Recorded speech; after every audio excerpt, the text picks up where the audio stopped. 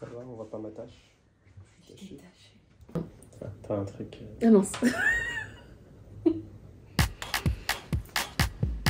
On est parti. Hello, bienvenue sur le podcast multiculturel qui va explorer les pourquoi. Avec Pourquoi t'as fait ça, je vais à la rencontre de personnes qui ont fait un choix de cœur pour façonner leur vie idéale et réaliser leurs grands rêves. Mais c'est aussi le lieu pour se questionner sur certaines pratiques de mon domaine de prédilection, le marketing digital. Moi, je suis prête. Et toi ? Let's go ! Bonjour Ahmed. Bonjour Jade. Merci de m'accorder une interview. On doit tout de suite dire la vérité aux gens, c'est-à-dire que Monsieur Ahmed Saïd, ici présent, partage ma vie. Et du coup, c'est le père de mes enfants, c'est mon amoureux. Voilà. Donc c'est un épisode un peu spécial où j'ai voulu, alors pas l'interviewer juste parce que c'est mon chéri, mais l'interviewer parce que je pense qu'il a une vision intéressante de la vie avec une chef d'entreprise. Et pour avoir parlé avec beaucoup d'entrepreneurs qui sont en couple, qui ont une famille, etc., c'est souvent un sujet compliqué. Les conjoints ou les conjointes ne comprennent pas forcément et c'est difficile à comprendre quand on ne le vit pas. Mais Ahmed, depuis le début, donc, il m'a poussé à me lancer et du coup, il est d'un soutien sans faille et voilà, je voulais qu'il puisse transmettre en fait lui sa vision, les bons et les mauvais côtés en toute transparence. On ne va pas filtrer et tout enjoliver, mais essayer d'être le plus transparent possible pour pouvoir ouvrir la discussion. Peut-être que les couples... les entrepreneurs dont la personne avec laquelle ils partagent leur vie sont un peu réticents ou ne comprennent pas, c'est peut-être un podcast qui va ouvrir le dialogue, en tout cas je l'espère, et c'est pour ça que je le fais. Si ça peut aider une personne, comme je le dis toujours, autant le faire. Et Ahmed a accepté, alors que c'est un peu l'homme de l'ombre et que il n'est pas forcément visible, mais du coup, il l'a bien voulu accepter. Et pour ça, je t'en remercie. Est-ce que tu peux te présenter à nos auditeurs ? Eh bien, écoute, je suis Ahmed. Donc effectivement, l'homme qui partage ta vie, le père de tes enfants. Rapidement, alors moi, le milieu dans lequel j'évolue n'a absolument rien à voir avec celui de l'entrepreneuriat. Je suis responsable maintenance et exploitation là, pour un centre de recherche, donc très très très très loin du monde de l'entrepreneuriat. Et j'ai grandi dans une famille plutôt modeste, et là pareil, toujours très loin de l'entrepreneuriat. Donc est-ce que ma vision sera intéressante? Je sais pas. Mais par contre, ce que je trouve marrant, drôle de premier abord, c'est qu'au final, la conversation qu'on va avoir là, on ne l'a jamais eue. Alors qu'effectivement, on vit ensemble, on se voit, on passe nos week-ends ensemble, nos soirées. Mais c'est vrai que ce sujet en particulier n'a jamais vraiment été abordé, peut-être par bribes de temps en temps, mais jamais sur une discussion posée et arrêtée. Ensuite, pour resituer un peu le contexte du comment est-ce qu'on en est arrivé là, on peut revenir en 2018, Oui. quand on a su qu'on allait avoir notre premier enfant. À ce moment-là, bien avant, depuis qu'on se connaît d'ailleurs, hein, tu me parles un peu de ton rêve. À l'époque, c'était de fonder une agence, de tes expériences qui t'ont marqué en BTS. Du coup, c'est genre 7 ans auparavant ? Bon, on s'est connus en 2013, donc c'était déjà 5 ans auparavant, où où tu m'en parlais. Alors j'écoutais un peu d'une oreille en me disant bah oui, ce serait cool. Mais alors je comprenais pourquoi tu ne voulais pas te lancer, hein. Il y avait toujours ce, ce truc où on se dit ah mais j'ai pas assez d'expérience, etc. Et dans un sens, j'étais un peu d'accord sur le principe. Pourquoi ne pas engendrer de l'expérience avant de se lancer? Mais effectivement, le temps passant, la vie à deux s'installant, tu m'en parlais, mais sans aller plus loin. On sentait que c'était quelque chose qui trottait, mais sans plus. Et souvent, on en reparlait quand on sentait que dans ta vie pro, ça n'allait pas comme tu voulais, que en fait, tu avais des exigences bien au-dessus de ce que tu faisais dans ton travail au quotidien. Et que je sentais que ça trongeait un peu de ne pas pouvoir faire les choses telles que tu le voulais et aller aussi loin que tu le voudrais. Je râlais beaucoup. Râler, je ne dirais pas ça. Peut-être que c'est typiquement français, je ne sais pas. Mais en tout cas, voilà, c'était un sujet de fond depuis le début, depuis nos débuts. Et il arrive en 2018 l'annonce de ta grossesse. Puis ton arrêt pathologique. J'ai été arrêtée, oui, à 4 mois de grossesse à peu près, oui. C'est ça. Et en fait, au fur et à mesure de ta grossesse, surtout quand on t'a obligé à t'arrêter, en fait, c'était plus ça. Parce que pour le coup, tu aurais pu continuer à travailler, mais on t'a refusé du télétravail, enfin, du coup, tu étais un peu obligé de rester à la maison.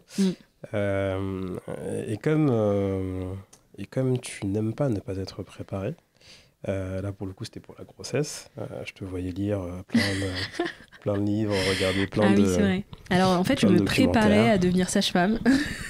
C'est ça. Et j'ai beaucoup, ouais. Je me suis préparée à fond dans tous les sens. Grossesse, naissance, l'éducation. C'est ça. Mais ce qui m'a choqué, c'est que malgré ça, il y avait toujours ce sujet qui revenait. Et en fait, plus le temps passait, plus tu avais le temps de réfléchir, et plus ce sujet revenait. Alors que bon, on était très loin de tout ça. On allait être parents. Alors on a quand même deux personnalités complètement opposées. Là où toi, tu vas être... on va dire, tu vas te renseigner et te préparer. Moi, j'ai abordé ça avec beaucoup plus de lâcher prise, etc.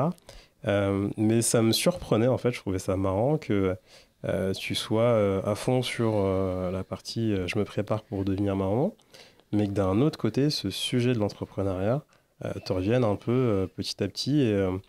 Et quand tu m'as dit, à ton avis, est-ce que je pourrais lancer ma boîte? Pour moi, c'était pas tant une réelle demande, ni une réelle demande d'autorisation. C'était plus j'ai envie de devenir entrepreneur, mais j'hésite parce que dans le fond, je sais que ça va t'affecter aussi. Exactement. Et du coup, qu'est-ce que t'en penses? Mais entre guillemets, j'ai envie de le faire. Mais je n'ose pas me lancer parce que derrière, je ne suis pas toute seule et en plus, on va être trois bientôt. Et là aussi, je trouve ça assez drôle. Parce que pour le coup, alors je sais plus trop ce que je t'ai répondu à l'époque, mais ça devrait être quelque chose du genre non, mais de toute façon, vas-y, qu'est-ce que tu as à perdre? On va être papa, on va être parents, mais de toute façon, on s'en sortira. Il y en a toujours un qui travaille. Au pire, même si on est à la rue, on retournera chez nos parents. Et puis voilà, on trouvera. Je pense qu'il y a plusieurs choses à cette période. Déjà, c'était la première fois que j'avais un temps où il n'y avait rien. Et ça, c'est un truc que j'ai expérimenté du coup en étant arrêtée si tôt. C'est que je n'avais rien à faire. Alors après, on dit au début, ah trop bien, série Netflix, machin et tout, mais en fait, ça ne prend pas tout le temps. Donc après, il y a eu comme tu le dis très bien, je me suis documentée, j'ai pris des livres, je regardais des documentaires et tout sur la grossesse, sur la parentalité, etc., etc. Je prenais vraiment le sujet à cœur et je voulais faire les choses bien. Mais même ça aussi, ça n'occupait pas tout le temps. Et il y avait, je pense, lié aussi à la maternité, et parce qu'on commence là où le père il va commencer à la naissance à devenir vraiment père, etc. En portant l'enfant, ben, on commence à devenir mère, et ça commence dès la grossesse. Et du coup, ça me questionnait sur qu'est-ce que je voulais faire de ma vie, quelles sont les réelles priorités. Parce que du coup, c'est au lieu d'être dans un système salarié où je me plais pas, alors que la vie passe, ben, quand du coup j'étais enceinte, je me suis dit mais en fait peut-être je passe à côté de ma vie, c'est pas ça l'important, sachant que je portais la vie et que y avait mon bébé qui allait naître, donc du coup je me suis dit déjà la priorité déjà elle se décale sur l'aspect familial. Et avant, bah, en fait, j'ai toujours enchaîné alternance, CDD, CDI, etc., sans jamais m'arrêter. Et du coup, comment dire, moi, je pense, enfin, après, avec le recul, c'est que, en fait, je comblais plein de choses sans vraiment essayer de me connaître et de savoir ce que je voulais. Et ce temps-là, surtout que je devais marcher dans le petit parc à côté, etc., en mode méditation avec la nature. Ce temps-là m'a permis de me dire bah, Jade, qu'est-ce que tu veux en fait, qu'est-ce que tu veux faire, etc. Et c'est vrai que ça c'est revenu à la surface assez on va dire de manière claire. Mais la peur d'un syndrome de l'imposteur, d'où moi je vais être chef d'entreprise en fait, d'où moi je vais avoir ma propre entreprise. Je vais avoir 30 ans à peine, enfin voilà. Et après, en fait, ça remettait toute la stabilité, entre guillemets, d'être dans un foyer avec 2 salaires et 2 CDI. Les projets qu'on avait d'investissement, je sais plus si on était arrivé au bout, mais je pense que c'était peut-être en cours, je sais plus. Oui, à l'époque, on avait déjà des appartements et on était en train de finir le dossier pour le second. Ouais. Donc du coup, c'est vrai que c'est plein de... Enfin, il y avait quand même pas mal de choses où je me dis, mais comment on va faire, etc. Et puis, tout de suite, j'ai eu ce truc de... Bah, c'est un choix personnel et du coup, c'est quelque chose d'égoïste. Et en fait, je voulais pas, comme tu l'as très bien dit, tu vois, te l'imposer. Et c'est pour ça que j'essaie d'amener le sujet pour c'est tâter le terrain, de savoir toi ce que t'en pensais et que j'y serais pas allée sans le fait que toi tu sois à l'aise avec cette décision. Et en plus, je voulais aussi, vu que j'avais peur, je voulais aussi que tu me rassures en fait sur le fait de pouvoir le faire, etc. etc. Et il me semble, oui, tout de suite, toi, ça a été assez simple, en fait. Moi, où je me fais des nœuds au cerveau, toi, c'était toujours la personne qui est très rationnelle. Enfin, on est vraiment très différents.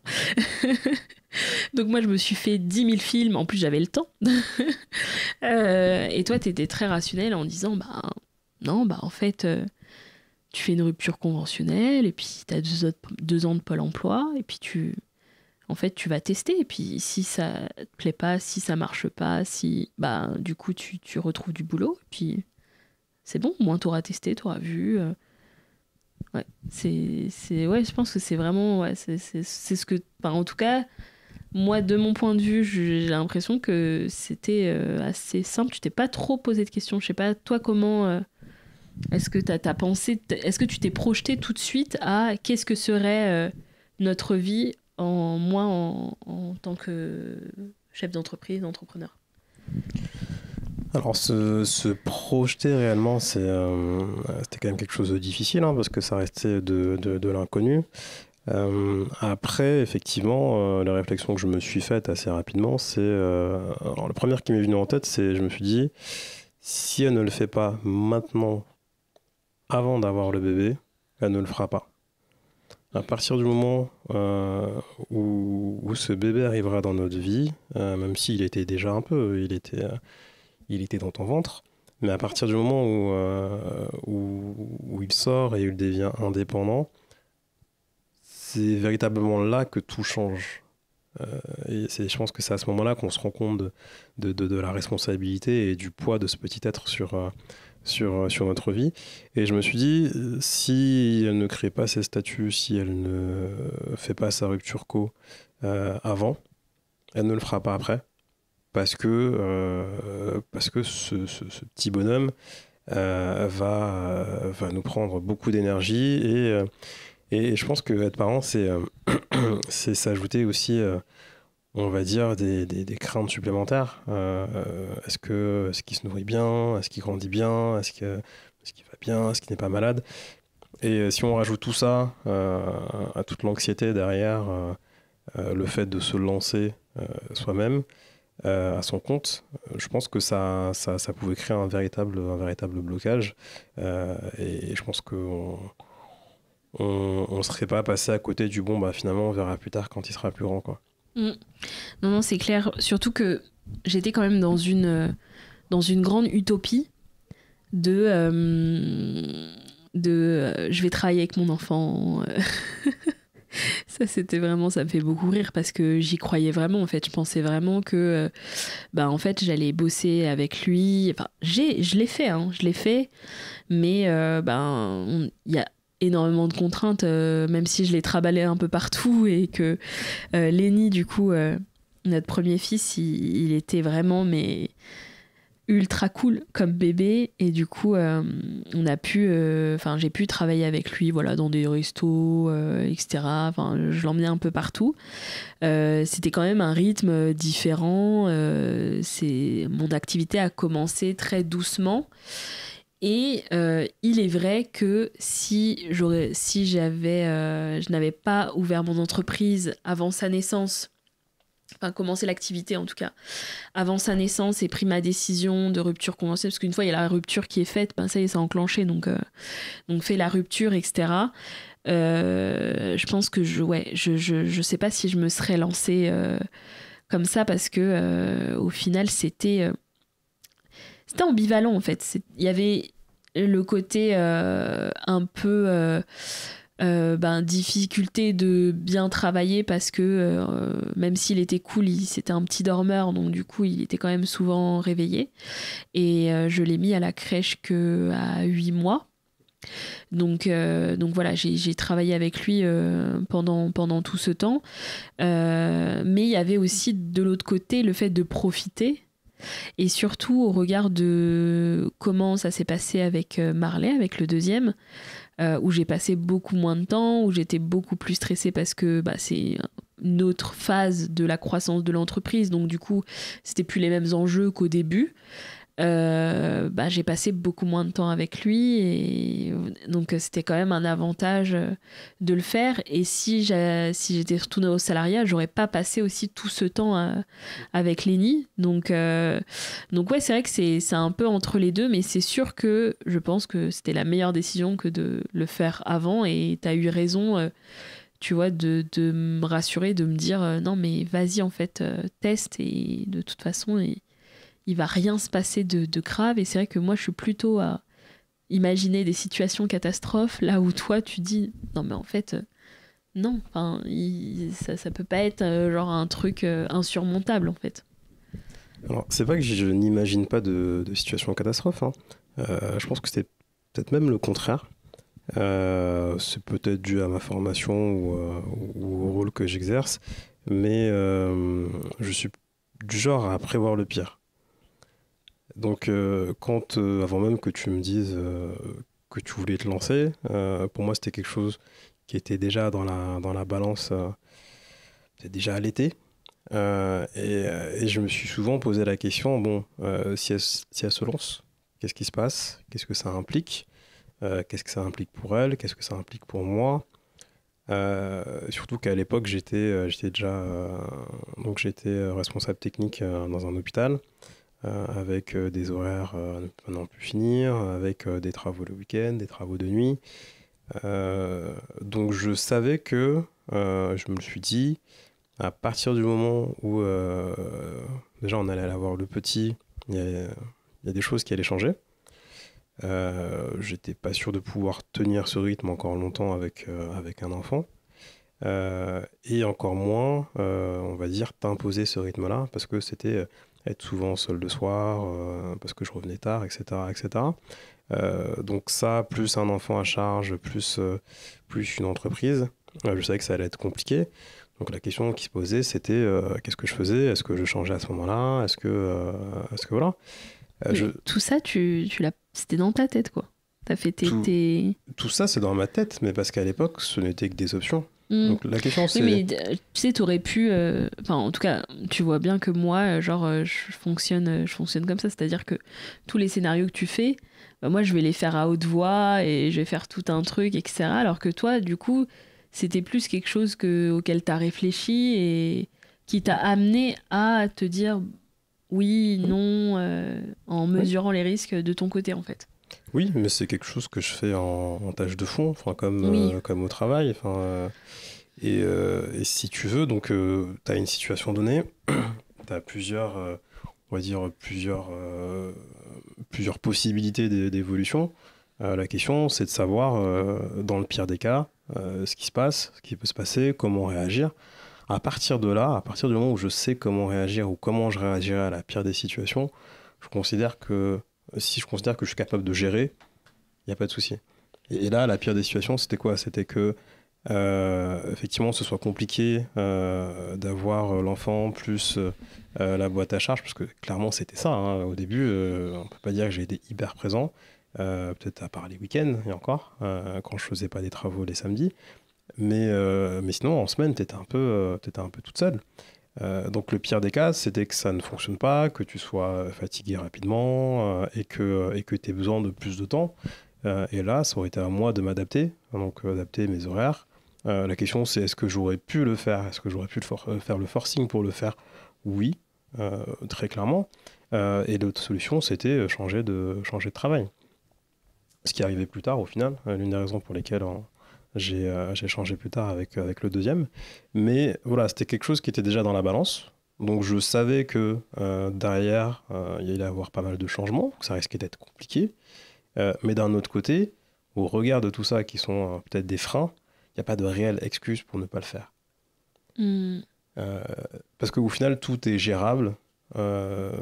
Et dans le pire des cas, il y a toujours un moyen on va dire, de changer la donne pour que tu sois moins impacté ou que tu puisses faire ce qui te plaît. Et d'un autre côté, à l'époque, il y avait déjà une réflexion un peu en cours. Il y avait déjà des changements qui avaient été amorcés, que ce soit pour toi et pour moi, mais je pense qu'on s'en rendait pas compte à ce moment-là. On parlait tout à l'heure d'investissement. Les investissements qu'on a fait tous les deux, à cet âge-là, avant de te rencontrer, c'était pas quelque chose auquel j'étais sensibilisé. Moi non plus. Donc, si tu veux, tout ça a fait en sorte que ma vision des choses évolue.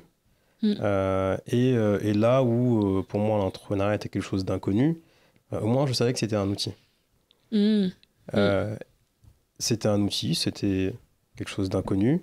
Mais d'un autre côté, je n'avais aucune raison valable de te dire n'y va pas. Et puis même, dans le fond, est-ce que j'avais le droit de te dire n'y va pas? J'aurais pu dire oui, ça me fait peur. Mais voilà, il y avait aucun danger imminent, que ce soit pour toi, pour moi, pour nos familles ou pour le futur enfant à naître. Qui aurait pu me faire dire attention, n'y va pas. Au contraire, je pense que c'est peut-être la décision la plus courageuse que tu aies prise, la meilleure décision que tu aies prise. Moi, je t'ai toujours dit, hein, je t'ai toujours vu en tant que chef d'entreprise. Clairement, si l'un de nous deux en est capable, c'est bien toi. Parce que au-delà des compétences purement technique, etc. Je pense qu'il faut quelque chose d'essentiel, il faut être passionné. Et c'est vraiment un peu ce qui nous différencie tous les deux. Moi, je suis quelqu'un de plutôt raisonné, mais ce qui me manque, et ça je le sais, c'est ce côté passionné qui va faire que je vais m'accrocher à un sujet et je vais pas le lâcher et je vais vivre de ce sujet. Toi, ce côté-là, tu l'as. Et c'est ce qui me fait penser que à partir du moment où tu es quelqu'un de passionné et qu'en plus tu es doué dans ce que tu fais, il n'y a pas de raison pour que tu ne réussisses pas. Je ne l'ai pas payé. Ouais, je sais. Et à partir de là, pourquoi ne pas y aller? Et puis même pour moi, alors ça je le dis a posteriori, parce que pour le coup j'y pensais pas, j'avais pas cette vision à l'époque, c'est qu'à posteriori je me dis, que ce soit pour moi ou pour nos enfants, et ben ça reste un bel exemple, et ça ouvre le champ des possibles. Et là, ça me rappelle encore quelque chose qui s'est passé bien avant qu'on se connaisse, c'est qu'effectivement, de là où je viens, le champ des possibles est limité. Avant que j'entre au lycée, qu'est-ce qu'un ingénieur, je ne savais pas. Et je me rends compte que à 29 ans, ma femme veut être entrepreneur et je ne sais pas ce que c'est. Mm. Et là, je me dis... Est-ce que pour les auditeurs, tu peux donner un peu de contexte sur justement de là où tu viens, ton contexte familial, sans rentrer dans des détails, mais juste pour qu'on puisse comprendre, parce que c'est vrai que tu y fais référence pour justement expliquer les choses qui n'étaient pas en fait dans ton scope quand tu étais petit. Est-ce que tu peux nous en dire un peu plus du coup? Oui, alors pour résumer, c'est un peu le schéma classique, hein. Je suis enfant d'immigrés, on va dire à famille nombreuse, on est 5 frères et sœurs, plus mes parents. Et au final, bon, même si j'ai pas grandi au milieu des cités, parce que ma mère a toujours fait en sorte qu'on y soit loin, ou en tout cas qu'on vive à proximité, mais jamais dans la cité, quitte à vivre quitte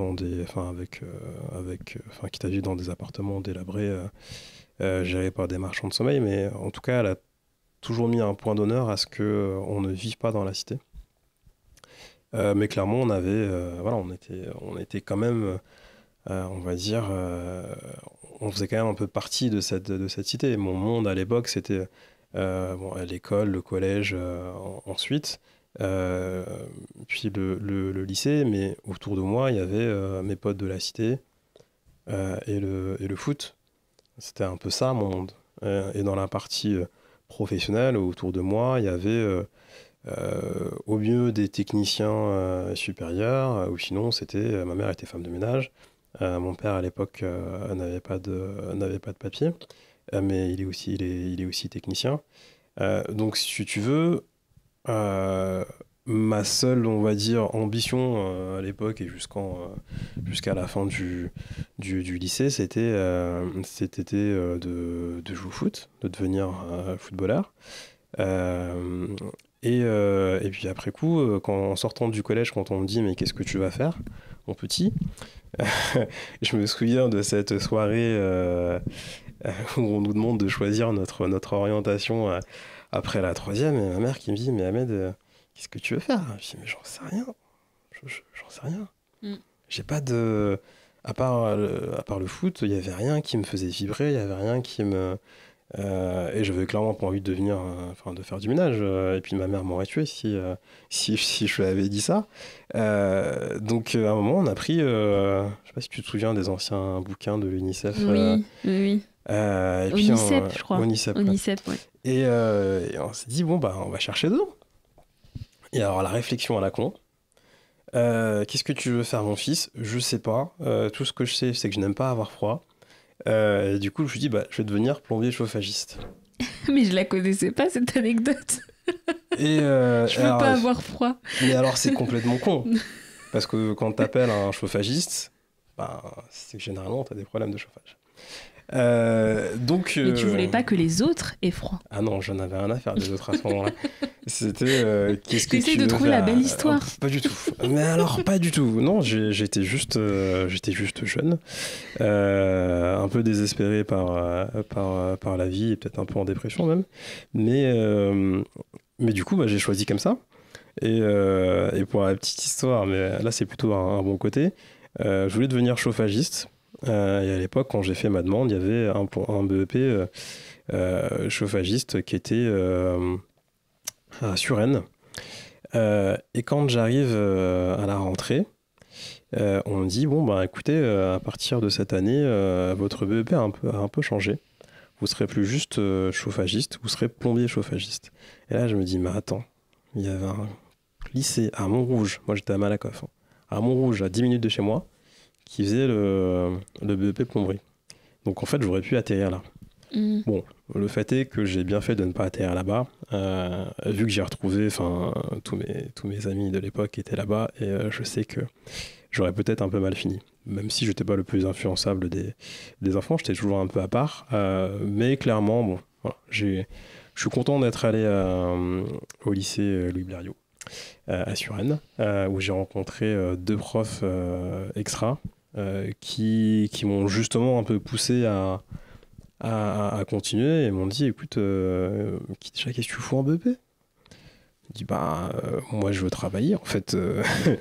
Mon seul intérêt c'est avoir un diplôme, travailler, aller aider ma mère. Alors ma mère était pas du tout pour, au contraire elle m'a toujours dit faut que tu continues, parce que moi j'avais pas de pour faire quoi, pour aller où. Donc voilà un peu l'environnement dans lequel j'ai grandi. Donc j'ai passé le BEP, j'ai terminé premier. Au final, ma mère m'a fait un sale coup pour me faire comprendre que la vie était pas si facile et qu'il fallait que je continue. En fait, elle avait négocié avec mon chef de chantier à l'époque, parce qu'en BEP, on a un stage en première année, un stage en deuxième année. Mon stage de première année était en plein été dans un chantier du Petit Palais à l'époque. C'était super bien passé, j'étais hyper content. J'avais un maître de stage, un formateur hyper quali.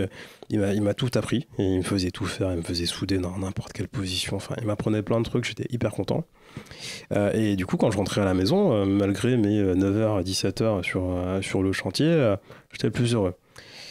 Et bien sûr, en plein été, voilà. Sur Paris, j'étais content. Sauf que ma mère, ça lui plaisait pas trop. Parce que je lui disais, finalement, moi, je me vois pas dans un bureau, maman. Je vais aller sur le chantier, je vais bouger toute la journée, je vais faire des trucs bien, écoute. Et puis, j'ai rencontré plein de gens qui adoraient la vie de chantier, quoi. Sauf que ça ne lui plaisait pas. Et elle m'a dit, tu pourras faire du chantier si tu veux, mais tu continues tes études. Du coup, elle s'est arrangée la seconde année avec mon maître de stage. Il allait voir le chef de chantier, il m'a dit bon, le petit là-bas, il se plaît un peu trop chez vous, j'aimerais bien qu'il continue. Ce serait bien de lui montrer un peu la dure vie de chantier. Elle est maligne, cette maman. Voilà. Et du coup, pendant 2 mois, stage de deuxième année de BEP, en plein hiver, sur un chantier ouvert, donc ouvert aux 4 vents, entre le froid, le vent, la pluie, etc. Ils m'ont fait porter des barres de tubes du rez-de-chaussée au 3e. Enfin, j'ai fait que de la manutention. Donc je me suis bien emmerdé, je me suis bien gelé. Et pour anecdote, je me retrouvais à la pause du midi et les autres mangeaient ensemble, chauffaient leur gamelle. Moi, je prenais ma gamelle, je prenais un banc, je le foutais à côté d'un radiateur électrique, je me mettais le dos au radiateur, je mangeais vite fait et je restais là recroquevillé dans mon manteau pour me réchauffer. Et du coup, ça m'a servi de leçon. Je me suis dit, finalement, la vie de chantier, c'est peut-être pas fait pour moi, pour petit homme que je suis. Est-ce que tu remercies ta maman aujourd'hui? Oui, pour le coup, je la remercie franchement. Merci maman. Effectivement, je pense que la vie de chantier n'était pas faite pour moi et mon petit gabarit.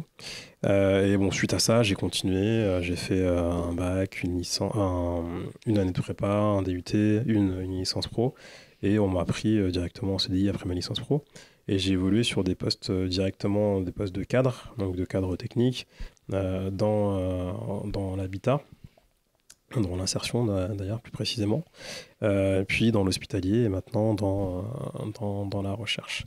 Mais voilà, en fait, à aucun moment je n'ai croisé d'entrepreneur. Donc j'ai appris très tard ce qu'était qu'un ingénieur, parce que j'en avais pas autour de moi. Et du coup, je me retrouvais à 29-30 ans, bientôt papa, et madame qui me dit je veux monter ma boîte. Et là, je me dis, bon, qu'est-ce qu'un entrepreneur? Mais d'un autre côté, ok, why not? Autant y aller. Si on veut le découvrir, c'est maintenant. Si on veut faire les choses, c'est maintenant. Parce qu'au final, aujourd'hui, à ce moment-là, on n'avait rien, on n'avait rien à perdre. Et quitte à se planter, comme je dis toujours, autant le faire le plus tôt possible, autant le faire maintenant. C'est clair. Et puis, je pense que le début, il était facilité par le fait que j'ai le Pôle emploi tous les mois. Ça, on le voit après quand j'avais plus le Pôle emploi où c'est totalement différent. J'avais Pôle emploi tous les mois, donc même pour moduler, tu vois, tu disais par rapport à tes horaires, la fatigue et tout, bah, j'arrivais à moduler parce que je chargeais pas non plus trop mon agenda de nouvelles missions. En plus, je voulais vraiment, vraiment prendre du temps avec mon bébé et tout, donc je profitais à fond. Et c'était un peu la best life, quoi. Parce que j'avais le rythme que je voulais. J'ai démarré direct avec un client parce que j'étais déjà auto-entrepreneur quand j'étais salariée. Donc j'avais déjà mon premier client. Et après, ça venait un peu naturellement. Donc du coup, c'était assez... ça s'est passé assez facilement. Et ouais, je trouve que au départ, tu me diras comment tu l'as vécu de ton côté. Mais moi, en tout cas, je me suis trouvée. C'est-à-dire que j'ai vraiment vu que en fait, c'était ça que je voulais faire et c'est comme ça que j'ai été épanouie. Faire des recommandations, mettre en place mon propre process de travail, être en direct avec les clients, les conseiller, etc. Et puis travailler voilà, quand je veux en fonction de mon propre rythme. C'est quelque chose dont on parle dans l'épisode précédent avec Jeanne, où c'est en fait un truc qui est en train de bouleverser un peu le monde du travail sur les réflexions, télétravail, etc., travailler. Et en fait, bah ça, je l'ai trouvé avec l'entrepreneuriat, parce que dans les boîtes où j'étais, voilà, c'était présentéisme de telle heure à telle heure, et puis c'est tout. Donc ça, travailler avec son propre rythme et aussi avec ses propres contraintes. Donc avec le bébé, c'est-à-dire qu'à un moment, on stoppe, on reprend, on travaille peut-être le soir, etc., etc. Mais au final, je me suis vraiment trouvée et j'étais très reconnaissante que tu m'aies poussée vers là, parce que j'osais pas. Et je pense qu'il m'a fallu, tu vois, ce petit truc où, allez, vas-y, lance-toi. Et tout de suite, j'y ai pris goût, etc. Donc, toi, comment, de ton côté, parce que, voilà, tu savais pas, mais moi non plus, hein, ce que c'était réellement le quotidien d'un entrepreneur, etc. Moi, c'est vrai que je suis passée par une école de commerce avec comment dire, c'était une majeure entrepreneuriat, ils avaient appelé ça. Mais autant vous dire que c'est de la théorie bien loin de la réalité. Donc oui, j'avais entendu ce que c'était un entrepreneur, chef d'entreprise, que ça regroupait, etc. Donc j'avais une image du truc au moment de ma licence et de mon master 1. Mais la réalité, en fait, comme tout, hein, même quand on fait les études pour un métier, la réalité, elle n'est pas toujours pareille que ce qu'on nous enseigne à l'école. Donc j'ai découvert ça. Toi, de ton côté, quand tu as commencé à voir un peu comment ça se profilait, comment tu l'as vécu ? Comment je l'ai vécu ? J'ai envie de te dire, je l'ai vécu tout comme je te l'ai annoncé au début. Pour moi, alors surtout les 2 premières années, effectivement, le risque, il était nul, clairement. Donc moi, j'ai vu s'épanouir une femme que je pensais connaître, mais qui a évolué et qui apprenait à 1000 à l'heure. Et qui, malgré toute la sécurité dont on parle avec le Pôle emploi, etc., il y avait quand même déjà, on va dire, des petits doutes sur des apprentissages, sur comment on fait une facture, comment je dois m'adresser à un tel, enfin ce genre de choses. Mais c'était toujours quelque chose que tu arrivais à surmonter. Donc c'était pour moi le côté rassurant, c'est effectivement elle fait ça étape par étape. Il y a des étapes obligées, clairement. Mais on va dire qu'elle ne lâche pas. À aucun moment je voyais ta motivation vaciller ou quoi que ce soit. Et au contraire, moi je te sentais grandir, je te sentais t'épanouir, je te sentais prendre en confiance. Et puis pour moi c'était top, quoi. Et bon, même aujourd'hui, hein, où effectivement, t'as un peu moins de temps, le rythme est plus soutenu, etc. Mais depuis 2018, je sens que tu deviens, alors pas une autre personne, mais il y a quelque chose qui s'améliore de jour en jour. Et je pense que tu n'aurais pas forcément eu cette évolution, tu n'aurais pas eu toutes ces réflexions, tous ces sujets à penser. Alors, des sujets que tu n'aimes pas forcément, la comptabilité, la gestion humaine, la gestion du temps. Il y a des sujets qui seraient venus dans le monde du travail automatiquement, mais qui du coup sont, on va dire, peut-être 2 fois plus difficiles à aborder quand c'est toi la chef d'entreprise, quand au final, surtout que de ton activité dépend, on va dire, tes propres revenus et les revenus de ta famille, et que tout ça, ta charge de travail a un impact sur ta vie de famille, sur le temps passé avec les enfants, sur le temps passé avec moi, sur nos activités, etc. Malgré ça, moi, à chaque fois que je te parle, que tu me parles de ton travail, que tu me parles même de tes difficultés, je sens quand même un enthousiasme derrière, et ça, c'est fort. Quand on se retrouve avec quelqu'un qui te parle de ses problèmes, mais qui garde cet enthousiasme dans la voix, malgré le fait que ce soit parfois galère, que ce soit parfois très chiant, que parfois on doit prendre des décisions qui ne sont pas forcément faciles. Mais il y a toujours cet enthousiasme, il y a toujours cette volonté d'aller vers l'avant, il y a toujours cette volonté d'apprendre. Et le plus drôle, enfin le plus drôle pour moi, qui regarde ça un peu de loin, il y a parfois, je me dis, mais malgré tout ça, malgré tout ce qu'elle a fait, elle est encore capable de sous-estimer. Et ça, c'est quelque chose qui revient souvent depuis le début, depuis qu'on est ensemble. C'est que alors moi j'ai grandi aussi dans un environnement où alors le côté village africain, alors moi je suis comorien, mais c'est aussi l'Afrique, où en fait c'est un modèle patriarcal, mais dans le fond, quand on est dans les foyers, celle qui gère vraiment le quotidien, qui gèrent vraiment l'argent, la trésorerie, l'organisation, etc., ce sont les femmes. Et du coup, moi, j'ai toujours grandi en voyant ma mère toujours tout gérer. Alors, il y a toujours mon père. On va dire que mon père gérait les relations publiques et que ma mère gérait le fonds, la trésorerie, etc., etc.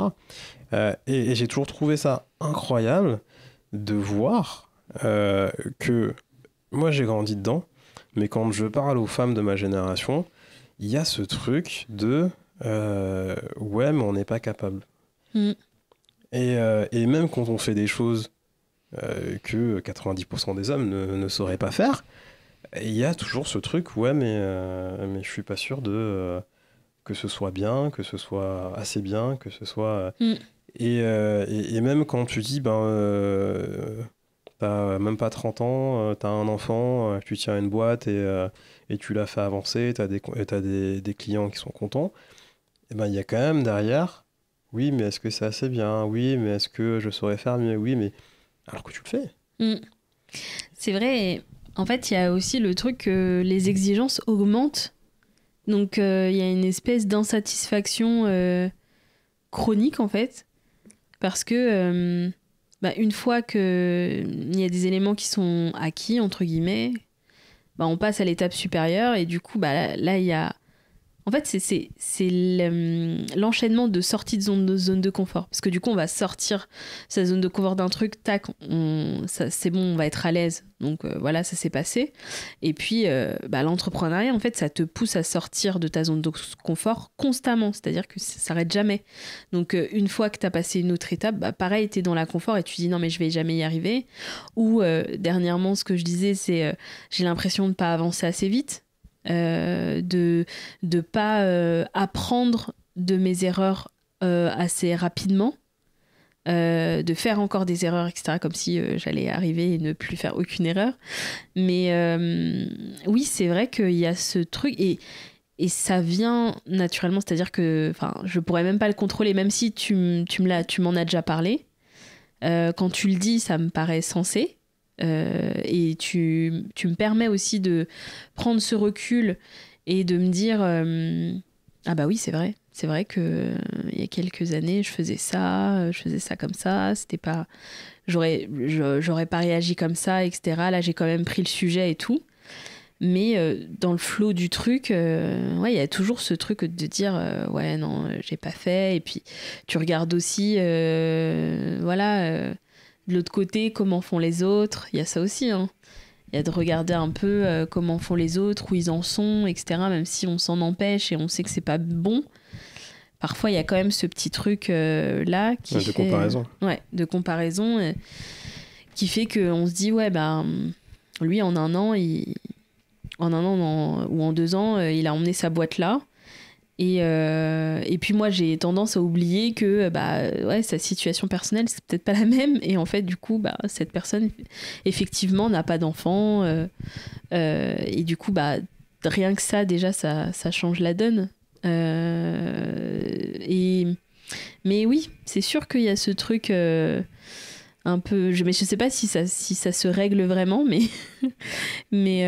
oui, il y a... Et puis, il y a toujours... le phénomène du syndrome de l'imposteur, c'est pas un truc juste de départ. C'est un truc qui reste et qui est lié, je pense, à la sortie de zone de confort et qui revient. Mais après, quand on sait l'identifier, ben, du coup, on arrive mieux à le gérer et ça va pas nous paralyser. Enfin, en tout cas, moi, avec ma personnalité, rien ne me paralyse vraiment. C'est-à-dire que je vais avoir peur, je vais pleurer... je vais être au bout de ma vie, je vais dire non, non, non, et puis le lendemain matin, oui, donc du coup, on va faire ci, on va faire ça. Mais ça, c'est épuisant. Enfin, pour être... c'est vrai que en fait, c'est les montagnes russes des émotions. Et ça, c'est vrai que c'est assez épuisant, même si c'est au final ce qui me tient, ce truc-là. Ouais, c'est un peu l'adrénaline, ouais. Et moi, en tant qu'observateur, on va dire de l'ombre, c'est pas que je trouve ça drôle, mais j'espère bien. mais non, mais je trouve ça intéressant. Je trouve ça intéressant sociologiquement, parce que, j'aime bien observer ces phénomènes. C'est quand même c'est un jour elle rit, le lendemain elle pleure et puis 2 heures après elle est repartie comme si de rien n'était. Mais moi, ce que je retiens, c'est que tu trouves toujours, quoi. Et tu trouves toujours parce que tu es obligé de trouver.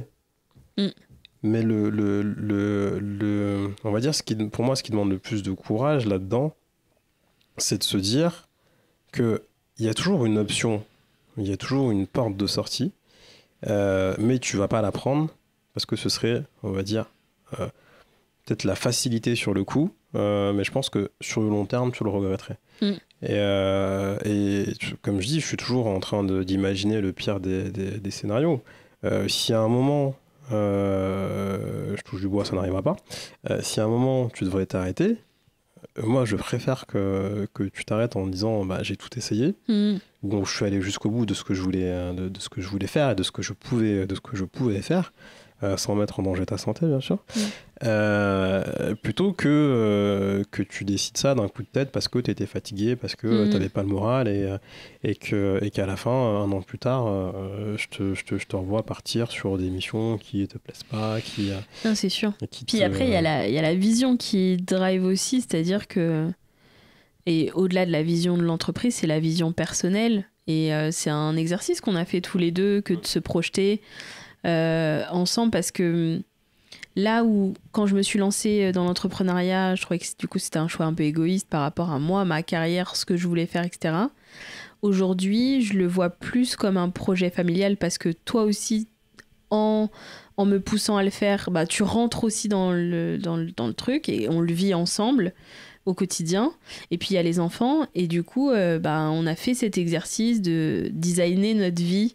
Quelle serait notre vie dans quelques années, voilà, quelle maison on construirait, quel serait notre quotidien. Alors je me rappelle, dans la maison t'as mis 9 salles de bain, j'ai pas compris. Mais c'est pas grave, c'était juste pour en avoir une à moi tout seul et qu'on ne vienne plus m'embêter. mais du coup c'était très intéressant cet exercice parce que on se projette en commun sur un truc. Et moi, je pense que c'est la chose la plus forte qui me drive en fait. C'est-à-dire, c'est notre vie familiale. Qu'est-ce qu'on va pouvoir offrir à nos enfants, et comment on va pouvoir créer cette vie sur mesure qui nous est offerte par justement le fait d'entreprendre et de pouvoir ouvrir. Parce que je pense que l'entrepreneuriat, ça t'ouvre à tous les possibles, en fait. C'est-à-dire que vu que c'est toi qui es à la tête du truc, du coup, tu peux tout faire. Et puis même là, sur la partie entreprise, on se projette ensemble sur un projet. Donc peut-être que je t'attirerai vers le côté sombre de l'entrepreneuriat, qui sait. Peut-être. Moi, on verra ça au prochain épisode. C'est pas quelque chose qui me fait peur en soi. Après, pour en revenir au bon et au mauvais côté, et pour revenir à ce que tu disais tout à l'heure, je pense que ce qui est important à peut-être savoir et à anticiper quand on est conjoint d'un entrepreneur, c'est justement cette question de projection et de projet. Là, pour moi, le choix, il était facile, il était évident.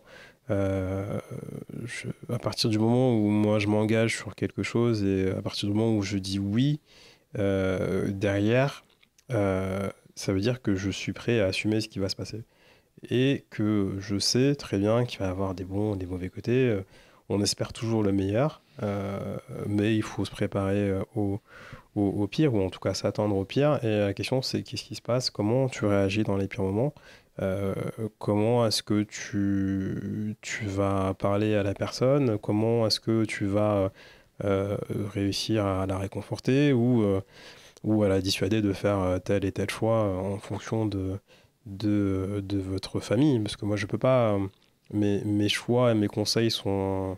Alors, ils sont juste des conseils quand ça concerne l'entreprise, mais mon véritable rôle, c'est de jouer un peu les garde-fous sur la partie familiale. Et il faut se dire quelque chose, c'est que à partir du moment où on accepte de vivre avec une entrepreneuse, il faut se dire que les sacrifices, ils sont dans les deux sens. C'est qu'effectivement, être entrepreneur, c'est beaucoup de travail. À partir du moment où on commence à avoir des équipes, etc., ça devient quelque chose un boulot qui a plein temps et qui prend pas mal sur la vie privée. Mais derrière, voilà, on a un enfant, on a 2 enfants maintenant. Il faut bien quelqu'un pour les gérer, ces 2 enfants.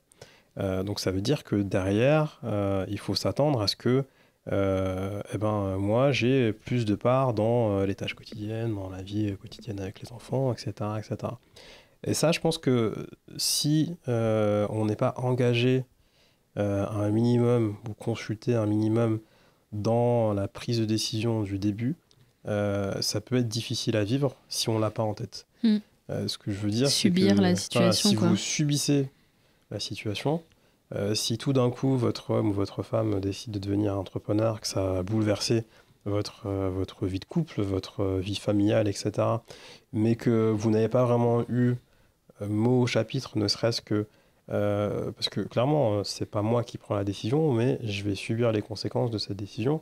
Donc si je suis pas prêt à le faire, derrière, ça va forcément causer des problèmes. Et surtout, ça veut dire qu'il n'y a pas une base hyper saine en termes de communication. Et ça va être important après. Parce que forcément, il faut que quand ça va pas, on puisse le dire. Mais d'un autre côté, il faut aussi communiquer, c'est aussi écouter l'autre et savoir un peu dans quel état elle est, physiquement, psychologiquement, et parfois savoir adapter son discours à l'état dans lequel est l'autre, adapter ce qu'elle peut en fonction de ce qu'elle peut entendre. Et ça, si on n'est pas dans cette logique-là, si on n'est pas dans cet échange-là, et sur le long terme, c'est compliqué, parce qu'il y a forcément des moments de friction. Il y aura forcément des moments où, elle rentre plus tard que moi, donc j'ai les enfants plus souvent, donc forcément, parfois, je suis fatigué. Mais est-ce que je vais, on va dire, me laisser aller à me plaindre en disant ouais, je suis fatigué, ça me saoule, ou est-ce que je vais juste prendre sur moi et peut-être aller chercher un compromis un samedi, un dimanche, enfin un mercredi soir, etc. Et tout ça, c'est quelque chose qui se construise à deux. Et en fait, dans un couple, si l'entrepreneur est isolé et que vous considérez que votre homme ou votre femme n'a pas de, alors pas forcément de mot à dire, mais n'a pas de relation directe avec votre entreprise, c'est faux. Parce que forcément, elle subit, elle s'adapte. Alors, vaut mieux qu'elle s'adapte plutôt qu'elle subisse. Mais si c'est vous forcément ne un parlez projet pas, elle va commun subir. en fait. Hein. Oui, c'est forcément un projet commun. Bon, après, je pense que c'est la leçon de tous les couples. Hein, c'est sans communication, ça passe pas. Mais là encore plus, parce que forcément, il y a encore plus de friction.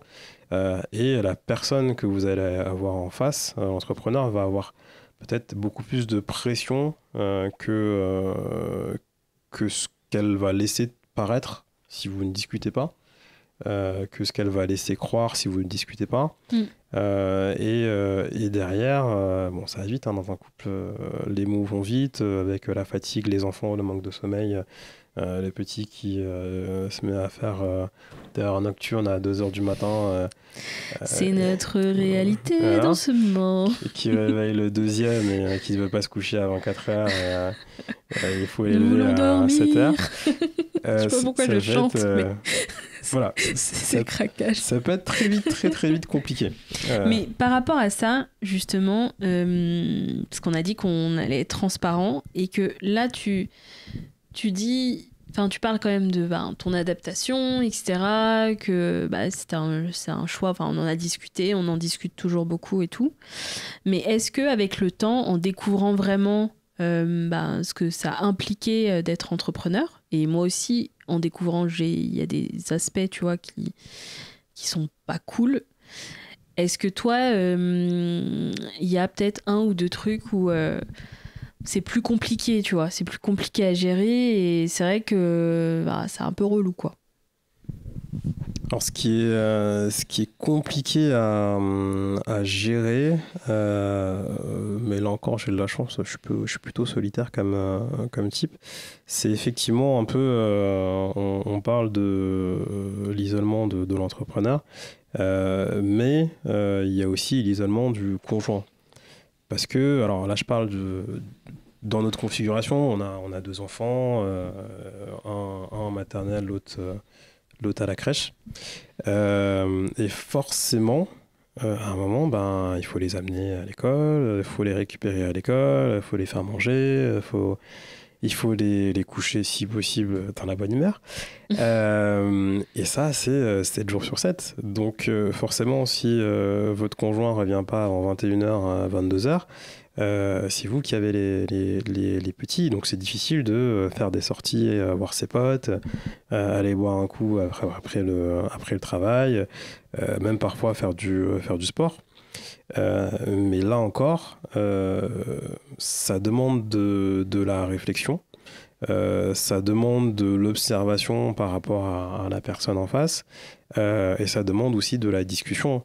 Là, on a eu un sujet récemment, c'est le sujet du sport. Alors, on s'est dit, oui, effectivement, moi, j'arrivais plus à faire de sport. Enfin, je pratique le jiu-jitsu, mais le jiu-jitsu, c'est le lundi soir, le mercredi soir et le samedi matin. Je sais que 3 fois par semaine, c'est compliqué pour toi. Donc, du coup, le compromis, c'était j'y vais le mercredi soir et le samedi matin. Mais ça marche, ok, mais je m'adapte aussi en fonction de ton état. Très clairement, quand je te sens fatigué le mercredi soir et que j'ai les petits qui sont on fire et que je sais que ça va se finir en crise, et qu'en plus tu as du boulot à finir et que tu as des propositions à rendre, moi je me dis, bon, est-ce que ça vaut vraiment la peine que tout le monde se fatigue pour ça? Je peux très bien y aller le samedi matin. Donc moi, j'adapte un peu mon rythme comme ça. Je voulais rebondir par rapport à ça parce que moi, c'est un truc qui... Alors, il y a plusieurs choses qui me dérangent dans mon quotidien aujourd'hui. Et après, voilà, dans ma tête, je sais que c'est une période et Et je veux tout faire pour que, d'une, que je sois plus tôt à la maison, que je passe plus de temps avec les enfants, qu'on ait plus de temps en famille, de temps ensemble, parce que même les vacances, alors oui, il y a eu le Covid et tout, donc du coup, c'est vrai qu'on n'a pas non plus eu l'occasion, mais il y a aussi le fait que il y a plus d'enjeux avec la boîte maintenant qu'il y a 2 ans. Mais j'ai cette culpabilité de me dire que tu t'adaptes beaucoup, en fait. Tu t'adaptes beaucoup. Et est-ce que, tu vois, tu te mets pas de côté, en fait? Et est-ce que, à un moment, toi aussi, il faut que tu profites, tu vois, de moments et de ta vie à toi, et pas forcément de se caler à chaque fois sur moi. Et après, j'apprécie le fait que tu te projettes et que tu aies beaucoup d'empathie, en fait. C'est ça qui transparaît au quotidien, c'est que tu as beaucoup d'empathie et en plus tu ressens quand j'ai besoin tu vois, quand je suis un peu à bout, etc., etc. Mais est-ce que tu t'es pas dit ou ouais, tu t'es pas dit à un moment, mais est-ce que je mets pas trop de côté dans ce quotidien-là, tu vois? Ouais, déjà, il y a la question, c'est quoi ma vie? Ma vie, c'est ma famille, c'est mes amis, c'est mon travail. Mais au final, la vie d'un parent tourne un peu autour des enfants. Donc là, ce que j'ai, c'est ce que j'ai pas eu avec Lenny. Parce qu'il y a ça aussi. Il y a le fait que, alors certes, je comprends ton quotidien et je me mets un peu à ta place parce que pendant un moment, c'est un peu moi qui étais de ce côté-là. Donc je comprends les impératifs, je comprends l'enjeu derrière. Et derrière, moi je le vois pas comme un sacrifice. Pour moi, c'est le rôle d'un parent d'être avec ses enfants. Aujourd'hui, bon, j'ai la chance de profiter d'eux. Il y a des moments difficiles, hein, quand ça dort pas, forcément, c'est compliqué. Mais ça reste des moments que je passe avec mes fils. Et au lieu de me dire, oui, oh, j'ai pas assez de temps pour moi, bon, déjà, qu'est-ce que j'en ferai de ce temps, hein, je peux pas trop te dire. Mais du coup, la question, c'est quel temps est-ce que je veux? Qu'est-ce que je veux faire de ce temps-là et de quoi ai-je vraiment besoin? Au final, moi j'ai besoin d'avoir un minimum de sociabilité, mais ça je le trouve au travail.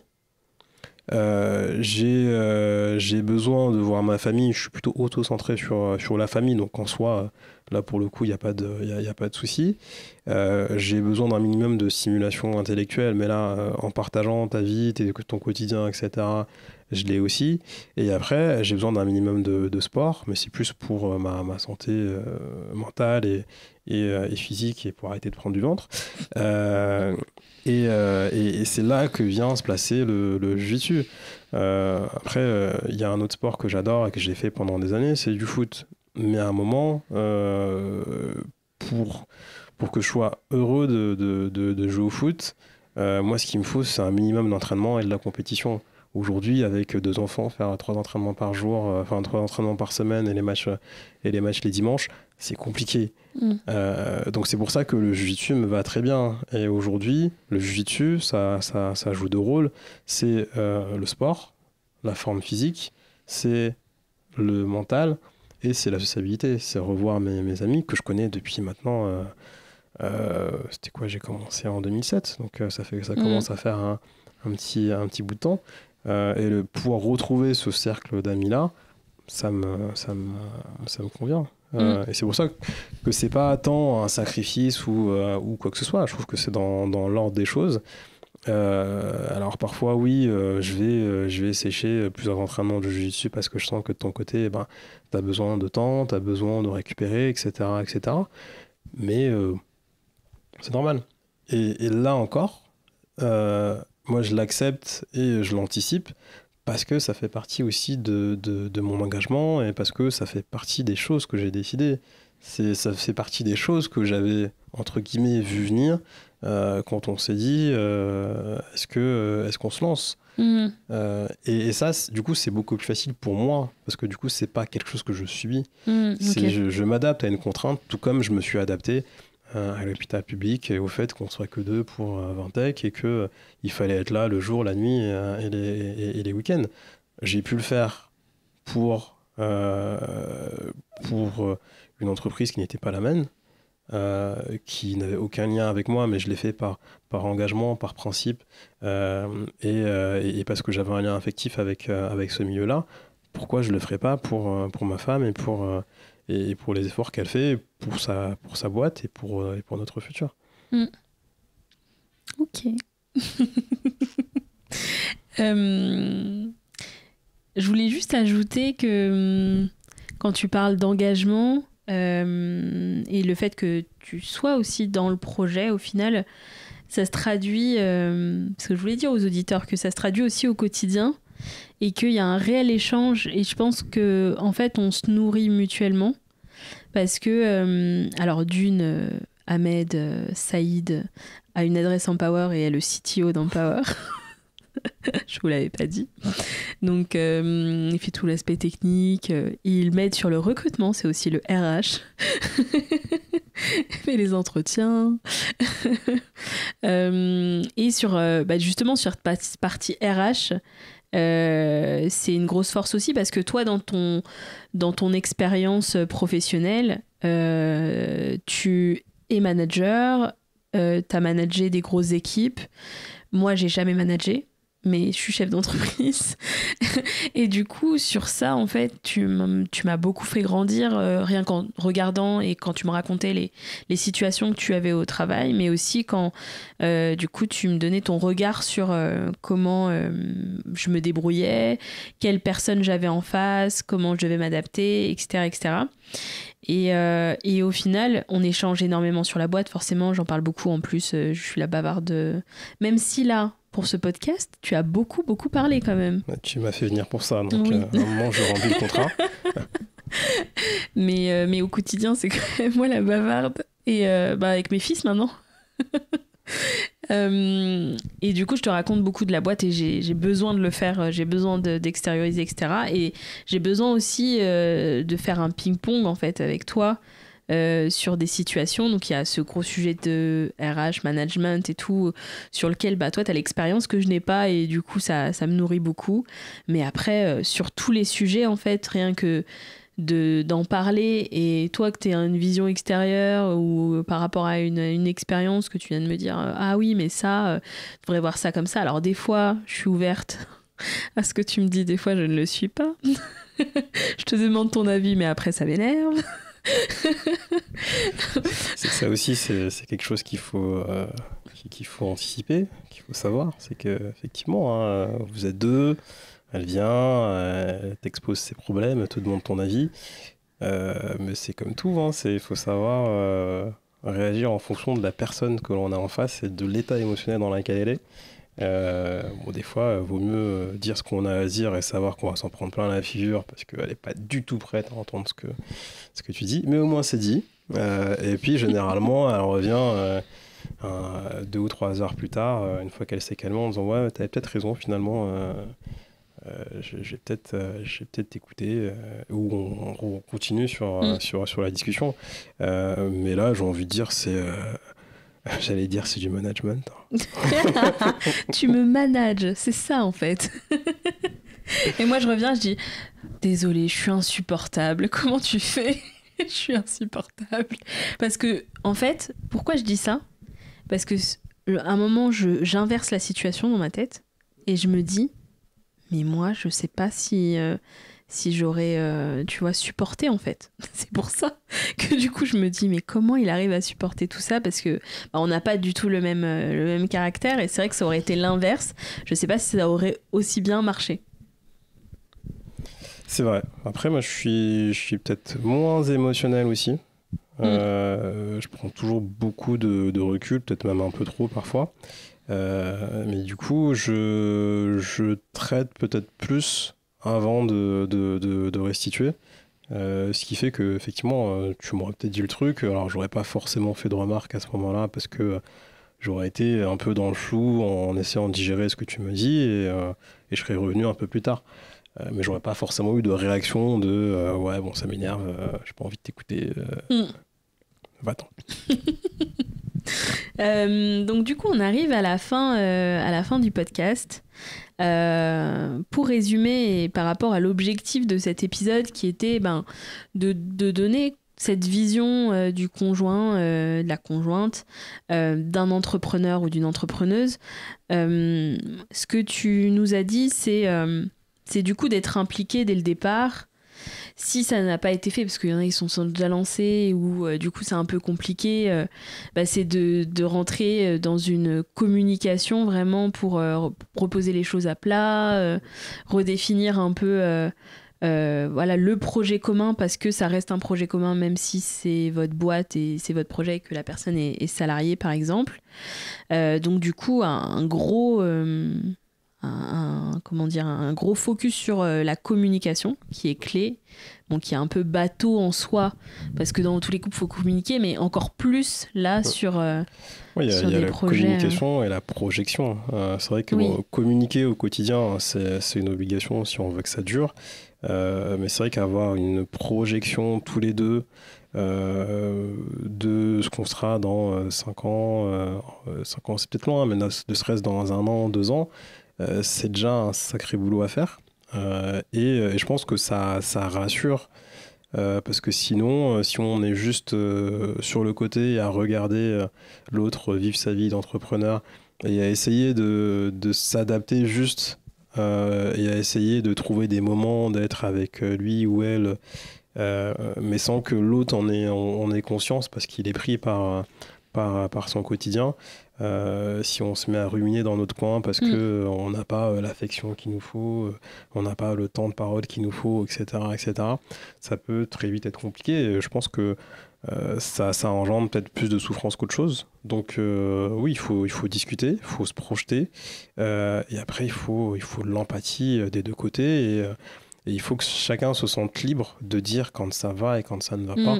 Carrément. Et c'est là le plus difficile, hein, c'est que d'un côté, on a quelqu'un qui se donne beaucoup pour sa boîte et qui a peut-être un peu toutes les raisons de se plaindre parce qu'elle doit tout gérer tout le temps, etc.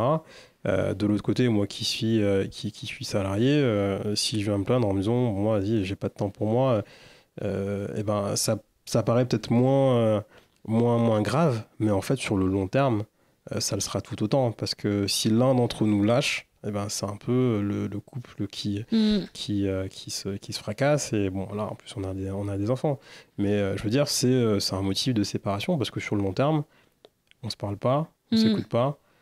Et si on n'est pas libre de discuter, ça peut pas tenir. Carrément. Et je voulais m'adresser du coup à tous les entrepreneurs qui nous écoutent. Je pense que c'est important aussi d'avoir bien conscience que l'entreprise, c'est pas une fin en soi en fait. L'entreprise, c'est un moyen, et qu'il faut bien travailler sa vision et de se projeter, l'entreprise, à quoi elle va me servir.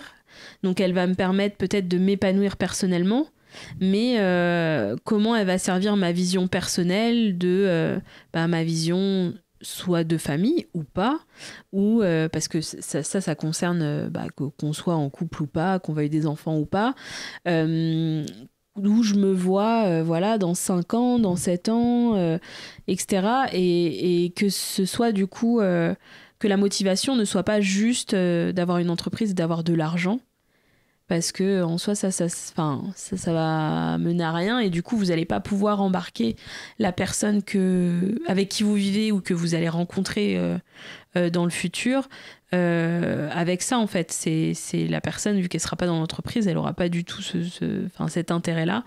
Donc je pense que c'est ultra important de se projeter dès le début sur une vision, sur la vision personnelle. Je parle pas que la vision de l'entreprise, la vision personnelle, et du coup comment l'entreprise elle va vous permettre d'accéder à cette vision-là. Oui, ce qui va aider à tenir sur le long terme, c'est la vision personnelle et est-ce que ça va apporter à votre famille, à votre couple. Et ça, s'il n'y a pas ça, effectivement, il y a peu de chances pour que ça tienne sur sur le long terme, surtout si vous donnez corps et âme à votre entreprise, il ne reste plus grand-chose pour votre conjoint. Donc si il ou elle ne sait pas pourquoi il signe, pourquoi il s'engage et pourquoi vous faites ça, c'est compliqué. Alors on passe aux 2 dernières questions du podcast, qui est la première, c'est est-ce que tu as des ressources, quelles qu'elles soient. Moi après, je sais pas si le sujet s'y prête, mais en fait ça peut être des films, ça peut être des bouquins, ça peut être n'importe quoi, même quoi que ce soit qui puisse du coup aider les personnes qui nous écoutent sur le sujet que tu veux. Alors très clairement pas du tout. Mais alors, en y repensant, il y a eu peut-être ce qui moi m'a aidé dans tout ça sur le long terme. Ça a été peut-être améliorer mon éducation financière. À proprement dit. Donc ça peut partir d'un truc tout simple. Il y a un petit livre qui s'appelle Père riche, Père pauvre, qui, l'air de rien, quand vous n'avez jamais baigné dedans et que toute votre vie on vous a dit non mais il faut gagner de l'argent pour le mettre en banque et puis c'est tout au cas où et puis vous avez des parents ouvriers etc. Qui ont fait pareil ou qui ont galéré juste pour avoir de l'argent et pour vivre, et ben en fait ça remet un peu en cause tout ça, ça vous fait voir les choses différemment, et ça déjà ça va peut-être vous aider aussi à appréhender un peu le monde de l'entrepreneuriat et le pourquoi on fait ça et le pourquoi l'entrepreneuriat est un outil, donc ça peut vous aider. Et après, je dirais que peut-être la deuxième qualité à avoir, que ce soit pour l'entrepreneur ou pour son conjoint, ça va être la résilience. Et ça, alors, j'ai pas de livre à vous conseiller là-dessus. Moi, ça a été un peu l'école de la vie. L'école de la vie. Ça a été un peu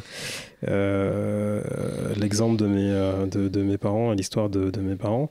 Mais je sais pas, je pense que des modèles de résilience, il y en a peut-être un que tout le monde connaît, c'est Nelson Mandela. Donc si vous avez un livre à lire, ce serait peut-être sa biographie. Donc déjà, avec ces deux-là, c'est peut-être déjà un bon début. Très bien. Et la dernière question, c'est qui verrais-tu à ta place dans le podcast, sachant que on vient explorer les pourquoi des personnes qui ont fait des choix de cœur dans leur vie professionnelle, que ce soit des entrepreneurs ou des salariés. Alors là, pareil, j'ai pas 36 000 personnes en tête, parce que je connais pas beaucoup d'entrepreneurs au final, bon, à part ton cercle. Mais à ça toi. peut être des salariés. Ça peut être des salariés. Moi, il y en a un que je verrais bien, mais je suis pas sûr qu'il accepte, c'est Marc Noero, mon collègue à l'époque, mon second mari, comme tu l'appelais. À l'hôpital, avec qui on a traversé pas mal de choses, qui a un parcours qui est vraiment différent des miens, enfin du mien, qui lui est en fond de la fonction publique et qui s'est battu pour rester dans la fonction publique et qui a toujours baigné dedans. Mais je pense que l'histoire de ce type et la façon dont il le vit, ça va un peu à l'encontre de tout ce que les gens, surtout actuellement, pensent du service public. Et je pense que ça peut être on va dire un bon exemple de ce qu'est réellement l'esprit du service public et les sacrifices que les gens font. Alors, moi, je connais plus particulièrement l'hospitalier, mais les gens font pas mal de sacrifices dans l'hospitalier et je pense qu'il en est le bon représentant. Et surtout, il est pas soignant. Et ça, je pense que c'est bien aussi. Alors, on connaît tous ces histoires des soignants, etc. Oui, bien sûr. Mais derrière les soignants, il y a tout un monde. Et ce monde-là n'est pas non plus épargné par tout ce qui se passe aujourd'hui. Et puis, on le voit pas. Enfin, il n'est pas en lumière du tout. On le voit pas. Et chez certaines personnes, il a plutôt mauvaise réputation. Alors qu'en fait, c'est quand même aussi des gens passionnés, élevés dans un certain esprit et qui tentent de le garder malgré et tout ce qui se passe aujourd'hui. Et sans qui l'hôpital ne tournerait pas. Et sans qui l'hôpital ne tournerait pas. Ok, super. Je vais demander à Marco si. Et il y en a peut-être un deuxième, mais ça fait un moment qu'on l'a pas vu, alors qu'il n'est pas du tout dans les standards de ceux qu'on a vus. Je me dis qu'on pourrait peut-être demander à Ante. Parce que Ante Kovac, qui est notre gestionnaire de patrimoine, Ante Kovac m'a approché alors que j'étais jeune cadre, je dirais pas dynamique parce que j'ai jamais été dynamique, mais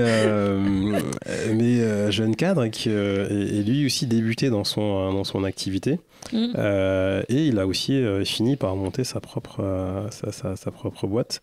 Donc on a eu une évolution un peu parallèle. Il allait beaucoup plus vite que nous, mais je pense qu'il pourrait avoir un...